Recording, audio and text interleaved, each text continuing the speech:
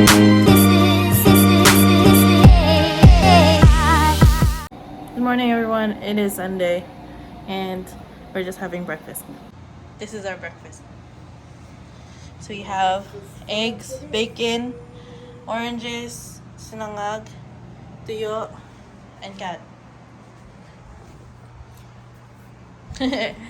So yeah, that's it. And then pinapakulo namin to para mag-amoy siya sa bahay because it is stinky from the bacon. Yun lang. You have anything to say? Wala, maaraw pa lang ngayon, guys. Oh yeah, look. We have all of our windows unshaded, and then also that's open because mabaho nga dito sa bahay. Yeah, but it's sunny for the first time in a while this week. So that's nice. But we still have their heater on kasi malamig pa rin. But oh yeah, by the way, we got this. This is new for us. Hindi namin vinlog yung pagkakuha namin kasi medyo hassle yung pagkakuha namin. But, we got this for only $80. $80. Yes. Nahanap namin yan sa marketplace. So, maganda yung story nito kasi may nahanap na kami na TV stand sa marketplace for $100. Pero, yung kulay na yun, puti. All white. All white siya kasi binalak nga namin na mag-revamp or magbago ng kulay dito sa bahay for New Year's. But then, hindi nag-reply yung seller sa marketplace. And nahanap namin to $80. Yeah. Na-message namin agad, guys, grabe, good deal na siya. Yeah, tignan niya siya. So, 2-tier siya. There's the top floor and then the bottom floor. Tapos, inside here is storage. So, dito na lang namin kinikip yung mga candles namin na hindi namin ginagamit at the moment. Tapos, dito sa side na to, may parang, ginawa na lang namin siyang mini bookshelf. Ayan. Tapos, may place siya for the wires. So, you can slip the wires in there. And then, this is another storage. Yan, dyan lang mga cables na extra. And then, ang dami niyang storage kasi pwede din dyan. So, yeah, like the previous owner. Alin? Aquarium. Oh, yeah. So, this side, nilagyan na namin ng aquarium. Actually, yun talaga yung hinahanap namin na makakita kami ng TV stand na wide enough. So, Pwede ma-support yung ano din. pwede ma-support yung aquarium. Kasi, parang masyadong maraming tables pag may isa pang table for the aquarium. Yeah. Kaya, ayan. And ang bait-bait din ng mga nagbebenta, guys. Kasi super ano din sila. Parang inalagaan din nila yung gamit na to. Sabi nila nung umalis na kami, Take care of take care of their ano daw, TV bench. Eh kami masyado din kaming maingat sa mga gamit. and sentimental sa mga gamit. Oo, kaya pag may binibenta kami, ganun din yung sinasabi namin sa mga bumili ng mga binibenta namin na alagaan niyo yung mga gamit namin. Ganyan. Tapos parang nag-fit lang talaga siya sa ano namin, sa bahay namin, sa sasakyan namin. Yan. Parang, Tignan nyo, yung ito, parang same color siya ng floor. And then, it's also wide enough na pag nag-upgrade kami ng TV, kasya pa rin yung mas malaking TV, if ever. Pero wala pa naman kami plans for that. totoo. We want to, but there's just no budget for it at the moment. So, yeah, ganun. So, eto na lang muna yung lagay namin. Oh yeah, si Ninin ni Kat at saka yung holy water. Yung holy water na yan, binili ko pa sa Sa New York yan, New sa York. cathedral. Yeah. But it's nice kasi nagfi-fit siya. Tapos eto nakapambaba na siya, before nakataas yung facing niya. But parang mas cute pag nakababa. And then this one, parang props lang yan ngayon kasi hindi namin ginagamit because it's too cold. And then, ito lang ang ginagamit namin right now. So, parang nag-fit naman siya lahat sa ano namin. So, yung nabilhan namin na ano, sa Facebook Market, sana makita nyo to na okay naman siya. Yeah, if you're watching this, thank you so much for giving us this one for a very fair price. And then, for being so nice when we picked up. Kasi tinulungan pa kami nung ano ni Kuya na mag-load nito. Tapos, he made sure na kasyang-kasya tsaka walang nasisira. Tapos, they also told us about their collection dun sa bahay. So, it was really cool. Yeah, they're Filipinos. If you stumble upon this video, sana makita mo to. Thank you so much. We appreciate your furniture. But also, kakain na kami muna because it is already almost 12 Yeah. and we are hungry. Ay, wag na. 12 na ba? Sige, kain na muna kami. Saan mo sumain dyan? Kaya nagmamas lang si Kat, and then there's incense. Ayun si Kat, we just finished breakfast. We played the mass while we were eating breakfast. Ayan. Did you drink this? Okay. Okay. Anyways, we'll be right back, guys. Guys, may nakuha pala kaming comment. Galing kay Jahazil Joannes Galosmo. Ting! Johannes Galosmo. Okay. Ito yung comment niya, guys. So, sabi niya, "Hi, Kim Kat. How was it after you graduated? Was it hard to find a job in Vancouver?" So, after I graduated, medyo challenging siya kasi kasagsagan pa siya ng pandemic. So, medyo hirap pa kami sa pag-transition from being an international student to being a full-time worker. So, nung nag-apply kami ng post-grad work permit that time, usually, nagte-take lang ng mga ilang weeks, mga siguro 1 to 2 weeks dati, yung normal nung bago pa mag-pandemic. Nagte-take ng mga ganun lang katagal bago ma-approve yung post-grad work permit mo. Pero that time, nung nag-apply ako for post-grad work permit after I graduated, umabot siya ng almost 3 months bago ko nakuha yung permit ko talaga. Pero sa application mo, like after you applied, pag nag-submit ka ng application mo online, may ibibigay yan sila sa'yo na parang paper na authority to work full-time. Pero hindi siya magsaserve as yung permit mo na talaga. Parang authorization lang siya na pwede kang mag-work full-time for certain period of time. So, let's say siguro mga 1 month, mga ganon.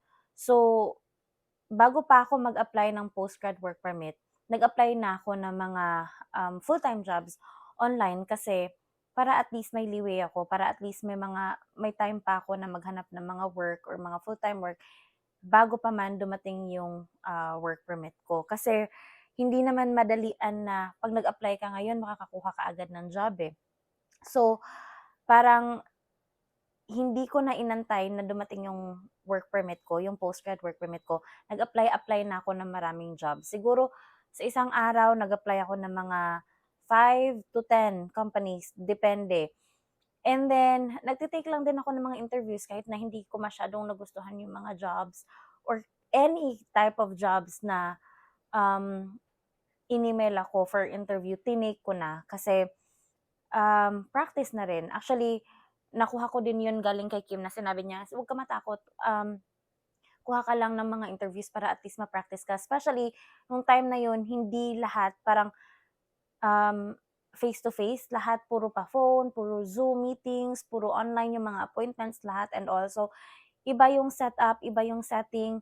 And then, since nga matagal na rin tayong walang interaction sa mga real people outside, medyo nakakapanibago din na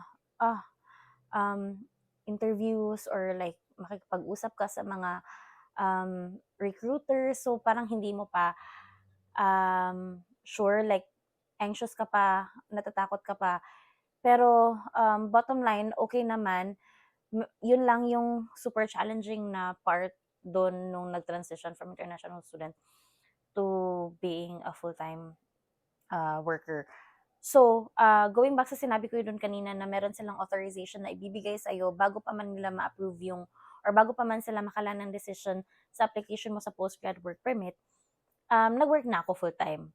So, yun yung pinakita ko sa kanila na eto yung authorization ko na in-authorize ako ng government na pwede ako mag-work full-time for this certain time. Like, mga 1 month ata yun. And before pa man nag-expire ang authorization ko to work, na-approve na yung work permit ko. So, tuloy-tuloy na yung pag-work ko.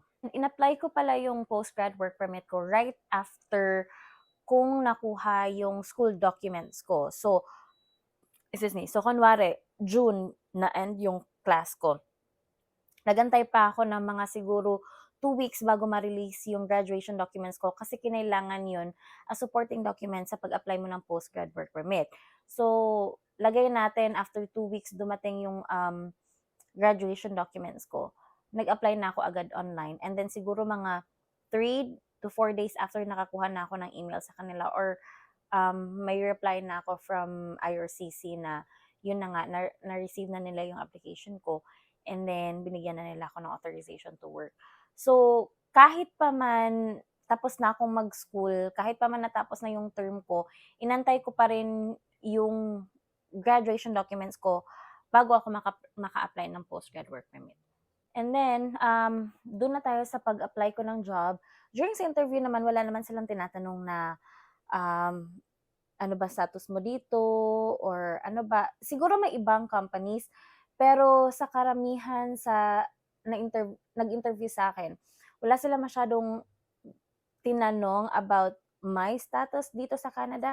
Pero ako na mismo naging proactive and sinabi ko sa kanila na, okay, so just so you know, nagwe-wait ako ngayon ng postgrad work permit ko. So, if ever man may delays sa authorization to work ko or sa work permit ko, would that be a problem to you? Or basta naging honest lang talaga ako sa mga companies kasi willing naman silang i-adjust. Pwede naman nilang sabihin na, okay, antayin na lang natin yung work permit mo.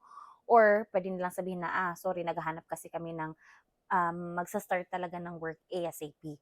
So, kaya during sa interview, nung sinabi na sa akin na, do you have any questions or blah, blah, blah, or concerns, doon ko na sinabi na, eto yung concern ko kasi nga international student ako, nag-apply ako ng ganito, ganyan, ng postgrad work permit ko, and inaantay ko pa. So, um, kailan nyo ba akong gusto mag-start, if ma-hire ako, and then magiging problema ba, ganyan, ganyan.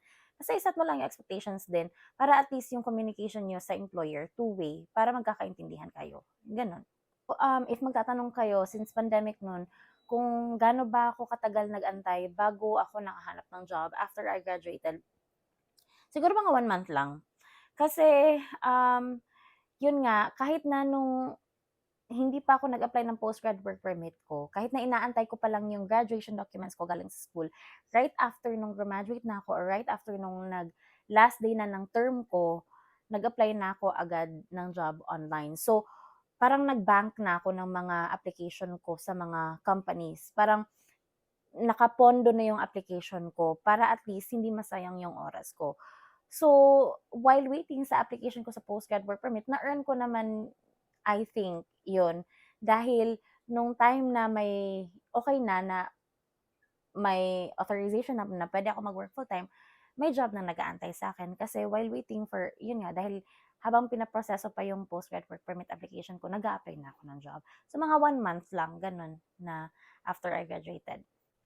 And then, pag na-hire ka na, syempre may mga onboarding yan with HR and sa mga talent recruiters or yun nga, sa HR, may mga kukunin silang mga information sa'yo gaya ng bank information mo kasi paano nila or saan nila i-deposit yung sweldo mo and then kalakip na nun yung pag-ask nila ng status mo dito sa Canada. So, ibibigay mo sa kanila yung authorization to work mo na ganito, na okay, ito yung status ko dito, binigyan nila ako ng paper, authority to work full-time, and then right now, I'm still waiting for my official postgrad work permit na ibigay sa akin. And then, from time to time, sa case ko, parang kinukumusta nila ako. I think siguro after nung 2 weeks na nag-start ako, na yung sinubmit ko lang yung authority to work, hindi pa yung official na postgrad work permit. Kinumusta nila ako. And then sinabi ko sa kanila na, okay, I will keep you posted, don't worry, kasi mag-update naman ako. So, hindi ko na inantay na sila yung mag-update sa akin. Ako na mismo ang parang naging proactive na parang, okay, ito yung nangyayari. So, nag-send na ako ng follow-up sa IRCC, and then, ganito, ganyan. And then, from time to time, nagbibigay ako ng ano sa kanila para at least hindi sila ma-worry din. Sa mga international students natin or sa mga mag-a-apply pa ng mga or bilang international students dito sa Canada, huwag kayong ma-worry kasi although matagal talaga na yung waiting ngayon compared before,